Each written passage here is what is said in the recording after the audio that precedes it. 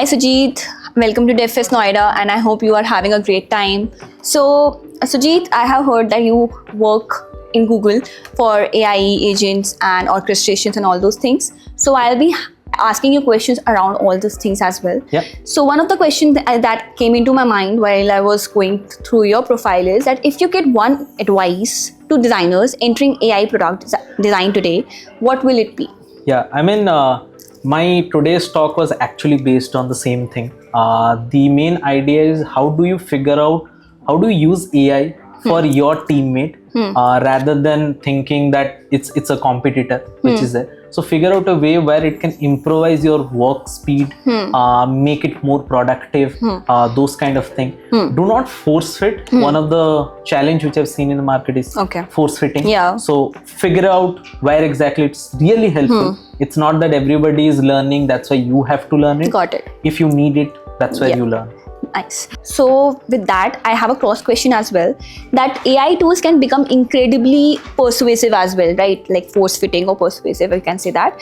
Where do you personally draw a line between like overreach and helpful automation? Yeah, I mean, that's a very interesting question. I came across this thing every day in my job. Yeah. So I think one of the interesting thing is that don't look AI as a very specifically, it's a new feature, but how do you make it very seamlessly in my day-to-day work? For example, if you want to walk from here to there, you put a AI force-fittingly doesn't make sense to the user. Yeah. But if you're making, okay, tomorrow I have to make a kind of a document or something and it helps me to generate certain things, that's my native process that I may have to generate something and this AI help. So I think the drawing line is important, that how do you make it native rather than that it's a feature you have to use as a user. Because it's a trend. It's a trend. Yeah. And trust me, AI is there for like more than maybe a decade and more there. Yeah. It's just that it's now accessible to the consumer. So and now it's famous enough that people like companies are really trying to incorporate in it, like in small features, and like itself feels very intrusive. Some business related question, like how your work functions around Google. When you're designing large scale AI products at Google, what indicators or metrics help you determine whether an AI experience is delivering genuine value, or it's just like, okay, fine, it's like overreach? I mean, the main interesting point over here is that's why we do research, which we call as a user research, and that helps us to figure out what is the really required metric. So there is no set of metrics that you put in every product and it will work. Yeah. It's more about that what kind of product you look into. Got it. So I think research helps us to figure out. As a designer, my only goal is that it should be useful to the user, it should be seamless to the user. That's a user goal. Yeah. But if I talk about very specific metrics, then I think research phase helps us to figure out those things. Okay. Cool. Everyone says AI agents are new apps. Do you agree? Could Google's ecosystem eventually become an agent first rather than app first? Okay, so I think we need to understand the difference between app, agent, and there are a lot of words which is there in the market. I don't see app is going anywhere. What this agents helps is like going to future is how do this app connect with each other? Like for example, I want to tomorrow make a biryani. Now what I'll do is I'll find out a recipe, then I'll order something and then I'll make. Now I have maybe using 3 apps which is natively present. This agent first approach now helps me that my end goal is making a biryani. It figure out where to pull from recipe, what to order, what is not there in my fridge. Maybe tomorrow fridge is also connected with a Blinkit app. Figure out and then helps you to make it. So I think we are moving towards that approach. Gmail will still remain same, chat will still remain same, but how it talks to each other, that's what we are looking how forward. It makes the life simpler. Yes, exactly. I can say that. I mean, morning booking a Uber, I feel it's not a very productive task. I have to go to a very fixed destination, people at the fixed timing, so somebody will do it on behalf of me. So there is an app, Uber, which will stay and it will stay for next 5 years. It's just that the agent helps. Got it. Nice. Sometimes AI get things wrong, right? It goes into hallucinations, loops, and all those things. You know, we have struggled with that. how do we design products that user can trust even when the technology isn't perfect? Because AI is nothing but it's fetching the data from which we have in the market, and market has all false plus truth, both the data. That how can we manage that? Yeah, I mean that's a very important aspect of product design right now. How do we make responsible AI designs? How do we put those barriers where it's actually required versus not? That's why there is some principles which is called as transparency. It is important that when an agent or something is working in the background, you as a user should know what's happening, where it's happening, and you should have that much of control to stop it wherever you feel. So people may see anti-gravity is a very new tool which came into the market. Those have different modes, where one is you tell the agent it does everything by its own. One is agent will come back to you and ask questions that hey, I completed this task, now there is a XY path, which one you want to take? I mean that's more of driving a car, so you know you will not hit any place than automation kind of thing where everything runs all together. So yeah, I mean that's where we are looking. And coming from a product background or user background, also I feel that this thing is very subjective to the users. Someone likes to go to the A path or someone likes to go to the B path. You can't say that okay, B path is shorter, so you guys like go to B path. I have seen it in Google Maps as well that okay, sometimes I like to go, like Google Maps always show the shorter path and the shorter time, but sometimes I can take a D route and go to the longer path just to avoid the traffic so that I can drive on a I mean one of the again important segment is payment, we called. So we don't want to automate every payment. We want the user to take decision, because again considering the sensible data, sensitive data which is there. So yeah, I mean control is a principle which should be there. Agentic systems act autonomously.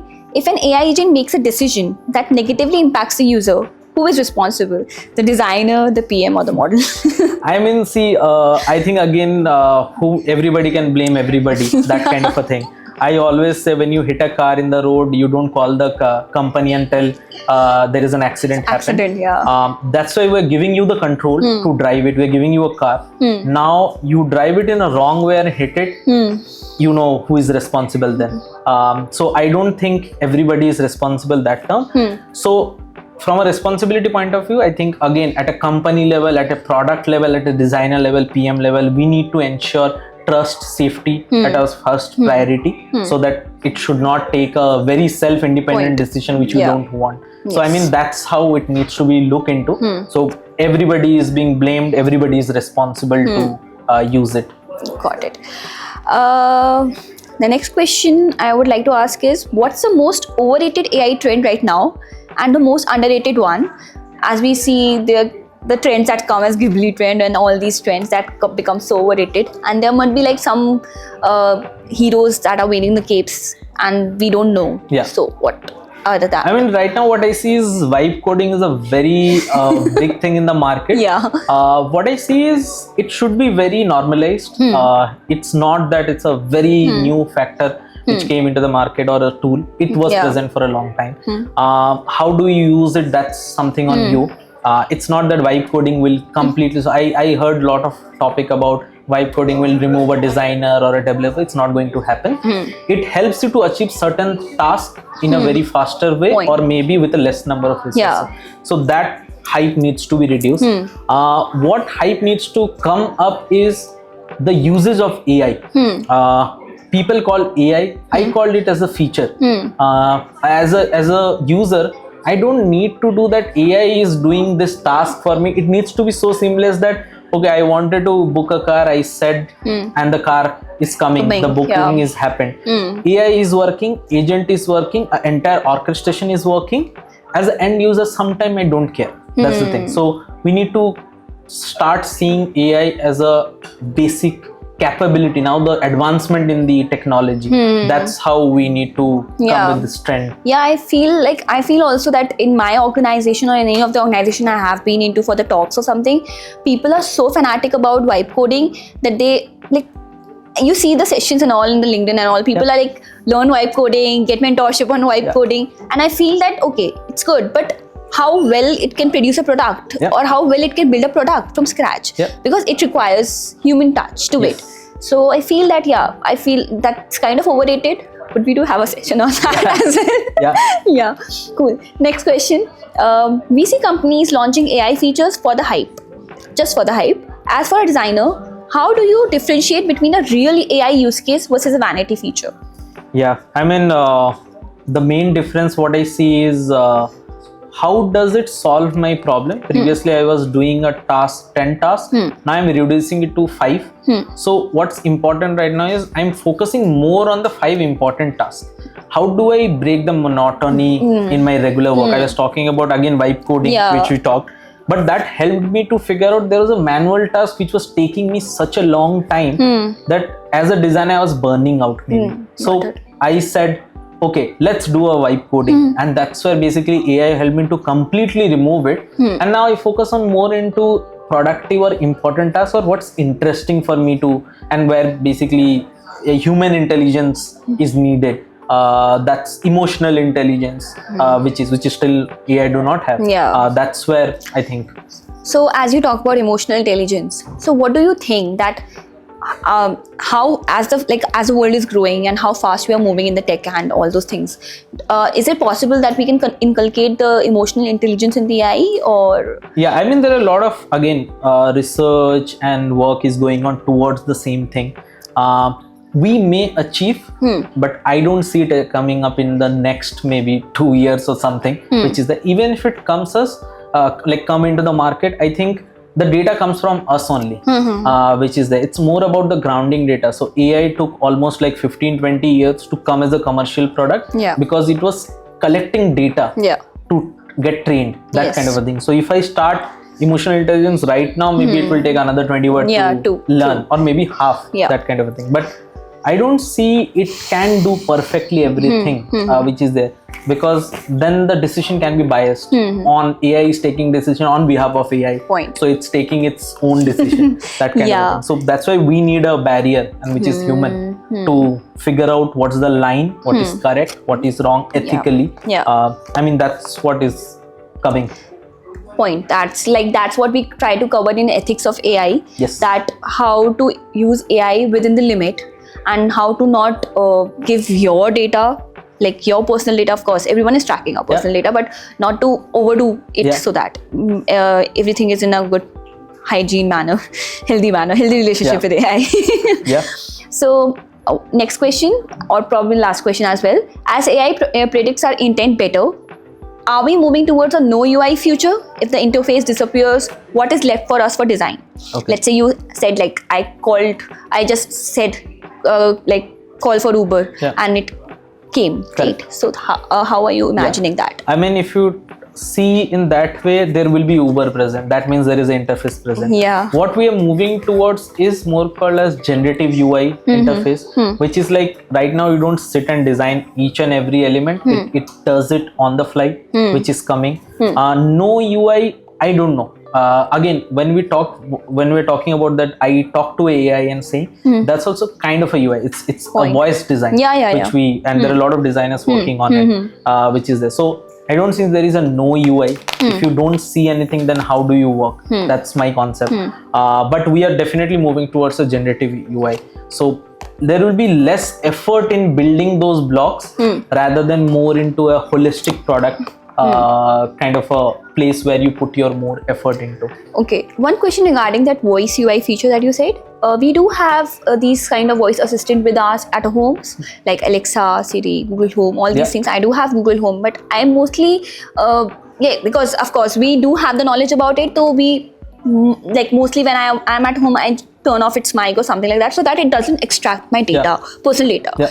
So do you want in future that AI should be involved in our life, like for whole life, that whatever we are talking in our house and all those things? So do you? I mean, that's where the ethical AI and responsible AI comes into picture. That even if you collect that data, what is it's being used for? Sometimes what happens is it's so seamless in your day-to-day life, you don't know it's present. For example, I was talking to one of my friends with Meta glasses, which have a camera. Now my problem is if it's on, how do you know? For example, I wear glasses every time. if I'm using a Meta glass, Point. I don't realize there is a camera which is recording my entire day to day, Yeah. which is there, and so sensitive data, Yes. which is there. So it's a responsibility of the product company, the product designer, the PM, the business to ensure, even if its data is present, sensitive data, how it's being used. It's not that they don't have sensitive, they have your password. Like AI doesn't need anything. The password is the biggest thing. I go to your bank account, completely wipe up the entire thing with a password. Yeah. So we already have, but the responsibility barrier is we cannot see that. Sure. That's the thing. I think with AI also, that's the goal which is there. Otherwise, I don't see a problem being present there. It's about how you're using it. Nice. Yeah, that's it about it. I hope that like you like the questions and the answers that we had it and this podcast as well.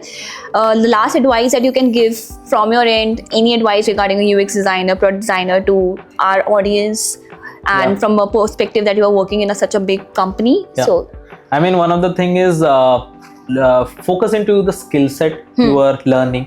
What is relevant to you? There are a lot of things in the market. If you start learning, we have a CPU which will blast someday.